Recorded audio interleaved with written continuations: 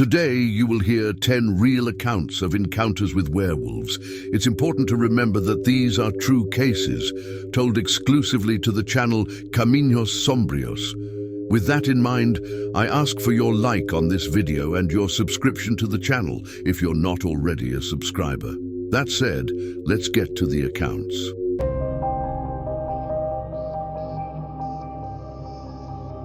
Account 1. The Night on the Coro Road. I never believed in werewolf stories. I always thought they were legends told by people who enjoy scaring others, especially in small towns. I live in São Tomé do Itaim, a village with a few families in the interior of Minas Gerais, and most of the residents are quite superstitious. I, Gustavo, didn't care about these things until the night I had to take the Coro Road. The Coro Road, as it's called around here, cuts through a piece of the mountains and is surrounded by trees and tall brush that darken the path even during the day. At night, the silence is broken only by the sounds of the wild animals, and, they say, by some strange moans that no one knows where they come from. That night, I left my girlfriend's house, who lives in a neighboring village, and took the road to go back home. It was about midnight, and I knew my motorcycle was the only thing illuminating the darkness around me. I was riding fast. The less time I spent on that road, the better. But when I was almost halfway, I saw something strange up ahead. A shadow, something that looked like a person crouched by the side of the road, as if waiting for someone. I thought it might be a lost or drunk resident, but as my motorcycle got closer, I saw it was much more than that. What I saw was a creature. It had the shape of a man, but it was much larger and hairier than anything I had ever seen. The fur shone as it reflected the motorcycle's headlights, and those eyes, they were red, like embers. I was frozen. The thing looked at me, and I felt a wave of terror like never before. It was as if time stopped and I had no control over my body anymore. The creature then began to approach slowly. With each step, I heard the sound of its paws crushing the dry branches on the road. My heart raced, but I couldn't move a muscle. When it was just a few meters away from me, the creature opened its mouth, and I saw sharp teeth far too large to be human. It was a werewolf. There was no other explanation. In desperation, I managed to hit the accelerator on the motorcycle and took off.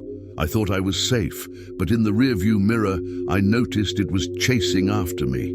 It was fast, much faster than any man or animal I knew. I was pushing the motorcycle to its limits, yet it kept getting closer. My heart was pounding like never before, and I could only pray that thing would give up. That's when I heard a howl that seemed to come from all directions. The werewolf stopped and, as if responding to a call, disappeared into the trees. I took the opportunity to accelerate even more and only stopped when I got home. My hands were shaking and I could barely open the gate. I locked everything, ran to my room and tried to understand what had happened. The next day, no one believed my story. They said it was imagination, a result of exhaustion and the dark road. But I knew what I had seen. The red eyes, the teeth. It was a werewolf, and it was there. Since then, I have never passed by the Coro Road at night again. And if you ever have to choose between sleeping in the middle of the woods or going through there alone, my advice is sleep in the woods. Account 2. The Legend of Old João. In my town, Rio das Cruzes, in the interior of Goiás, there's a story that everyone knows but no one talks about much. They say that Old João, a man who lived alone in a wattle and daub house at the end of the road, was actually a werewolf. During the day, he walked around town, but at night people swore they could hear screams and howls coming from the sides of his house. I never believed these stories until the night I needed to find Old João. It all started when my sister disappeared. She had gone out to fetch water from the well and simply vanished. We were all desperate, and with no other options, my mother suggested I look for Old João. She said he had gifts, and that if anyone could help us, it was him. Despite my disbelief, I decided to go. It was a full moon night, and the closer I got to old Joan's house, the more I felt a chill run through my body. The road was dark, and without a flashlight, the moonlight was my only guide. When I finally spotted the house, I felt as if I were being watched. Something told me I wasn't alone. I knocked hard on the door and waited. After a few moments, the door opened, revealing old Joan. He was hunched over, his eyes glowing with a strange hue, and his skin seemed paler than usual. Before I could even speak, he said, "She's near the cave. But don't go there tonight. They're loose." I asked who they were, but he just gestured for me to leave. Stubborn, I ignored his warning. I headed toward the cave, believing I could find my sister before it was too late. The walk seemed endless, and the air grew heavier with each step. Suddenly, I heard a scream. It was a long, desperate scream, like someone in extreme pain. The sound came from the opposite side of the cave. I approached cautiously until I saw a silhouette in the shadow of the trees. At first I thought it was a dog or a wolf, but when the animal's eyes met mine, I realized there was something much more sinister. It was a tall creature, its face distorted between human and animal, and those eyes looked hungry. My first reaction was to run. I had barely started running when the werewolf was behind me, its heavy steps quickly gaining on me. I remember slipping on a rock and falling, rolling into a hole between the trees. The werewolf stopped, sniffing the air, and moved on, as if something else had attracted it. I stayed there, trembling in fear, unable to move. The next day, when I finally managed to get back home, my mother looked at me as if she knew what I had seen. I learned that my sister had been found on the road near the cave, unconscious but alive. I never told anyone about the werewolf, but since that night, whenever I see old Joan around town, I feel a chill. And deep down, I know there's something dark about him, something that no one dares to challenge. Account 3. The Strange Case of Santana dos Montes. My story took place in a small village in Minas Gerais called Santana dos Montes, where I lived during my childhood.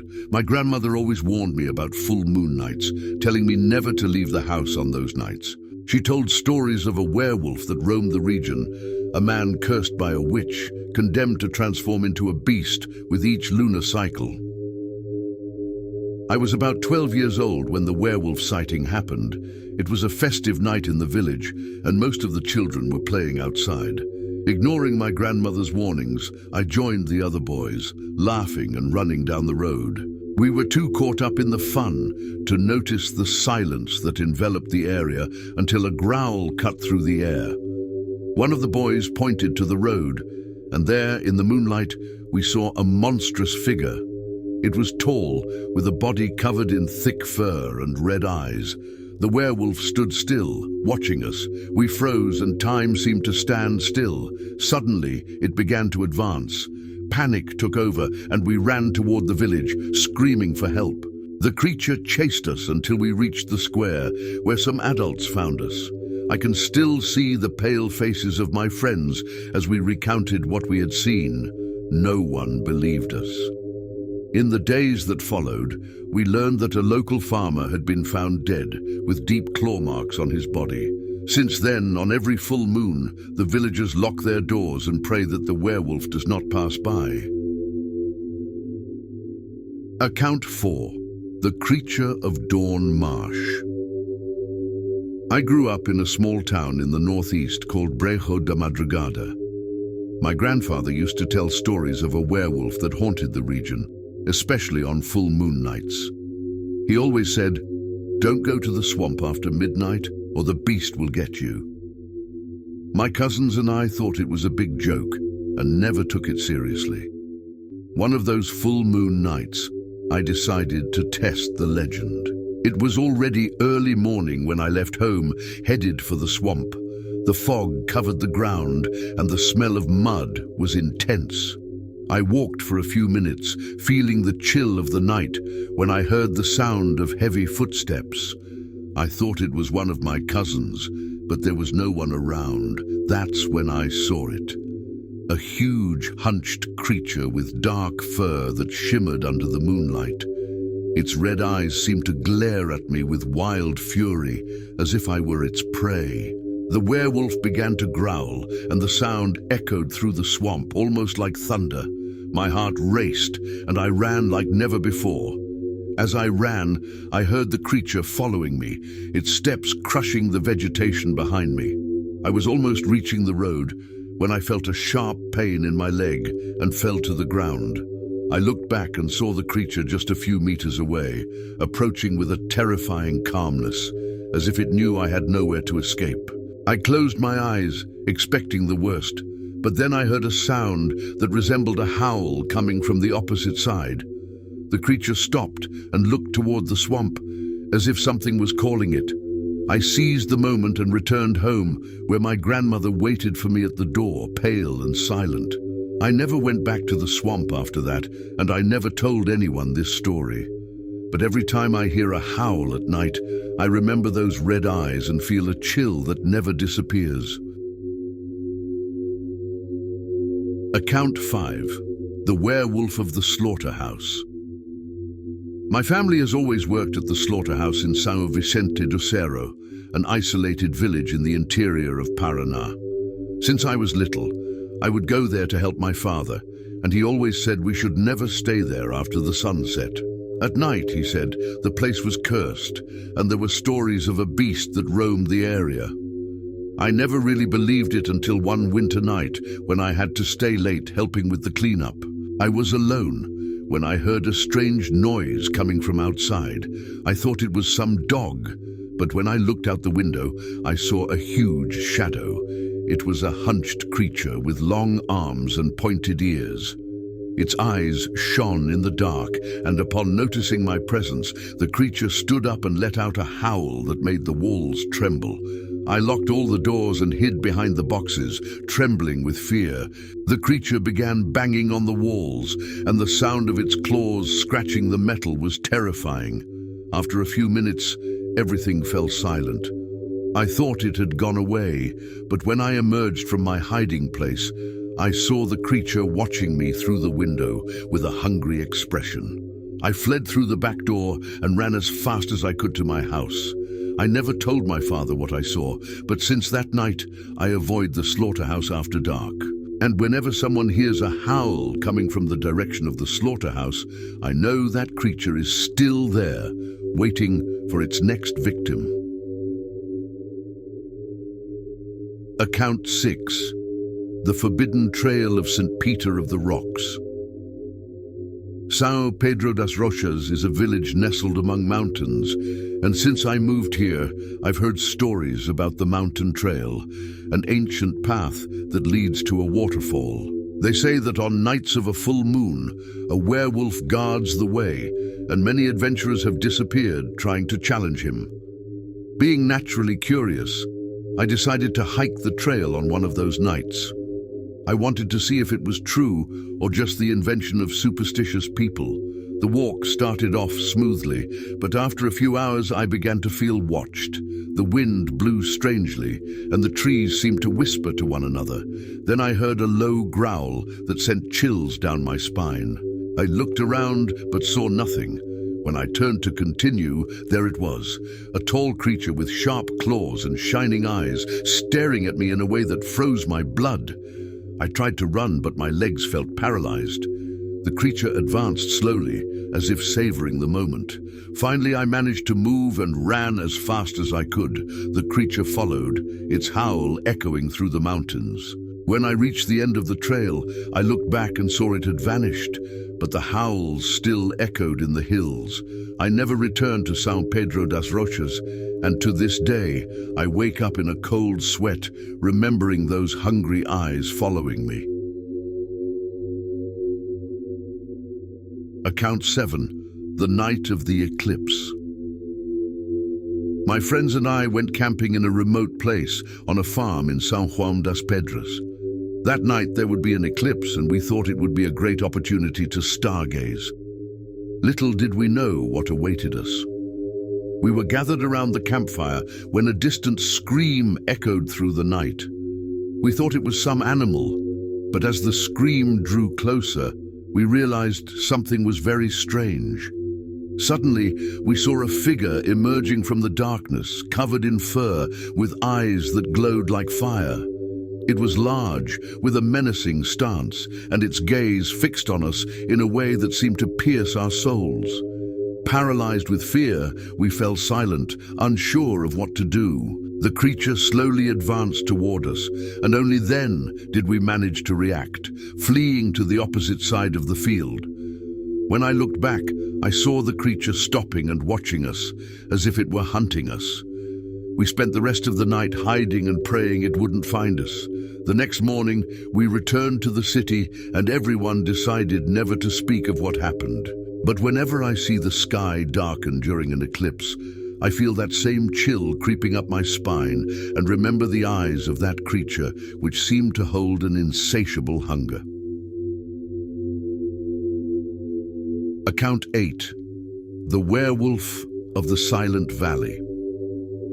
I had heard about an area called the Silent Valley, a place that, according to the locals, should be avoided at all costs. They said that at night, especially during a full moon, the valley was inhabited by a werewolf, a creature that chased anyone who dared to cross its territory. I never paid much attention to these stories until one night I needed to take a shortcut through the valley to get home faster. I walked through the valley with a chill running down my spine, each crack of the dry leaves sounding louder than it should.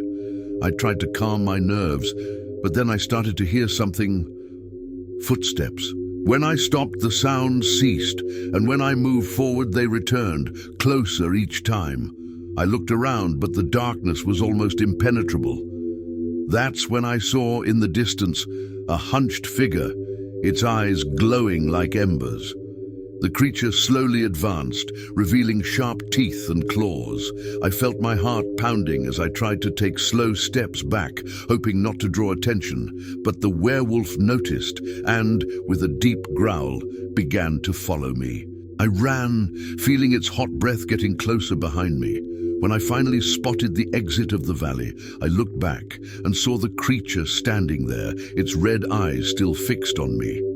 I never returned to the Silent Valley, and whenever someone mentions the place, I do my best to warn them that those stories are not just legends.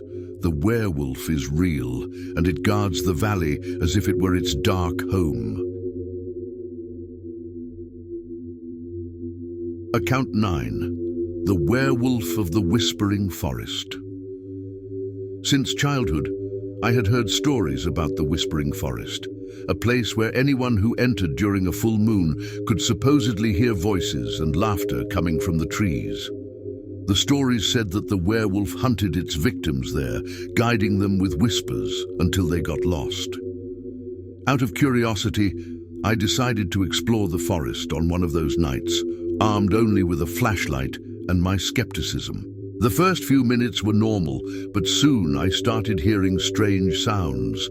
Footsteps that weren't mine, distant voices whispering incomprehensible words. The silence of the forest was so heavy that even my breathing seemed to echo. That's when I saw a shadow, tall and hairy, moving between the trees. I froze, and in that moment I realized that the stories were real. The werewolf emerged from the darkness, approaching with slow steps. Its eyes fixed on me in a way I had never seen before, a mix of hunger and fury. My heart raced, and I ran as fast as I could, hearing its footsteps behind me. Each time I looked back, it was closer, its breath almost audible against my neck. Finally, I found an exit and managed to escape, but since that night, I can't be in silence anywhere dark without remembering the whispers of the forest. And I wonder how many others have entered there and never returned.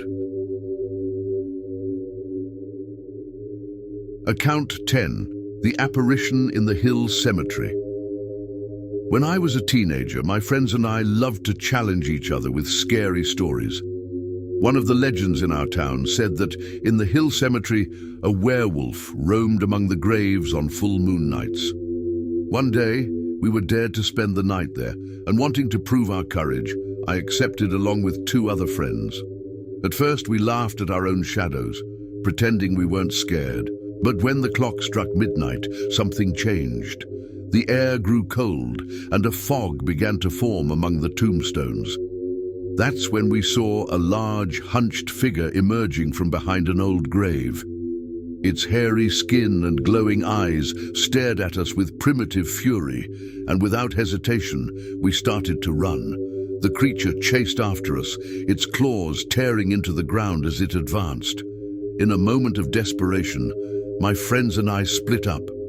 I hid behind an old tree, trying to control my breathing, while I heard its footsteps getting closer and closer. Just when I thought I was safe, the werewolf appeared beside me, its teeth gleaming in the moonlight. Luckily, a car passed by in the distance, and the light from its headlights seemed to distract the creature long enough for me to run out of the cemetery.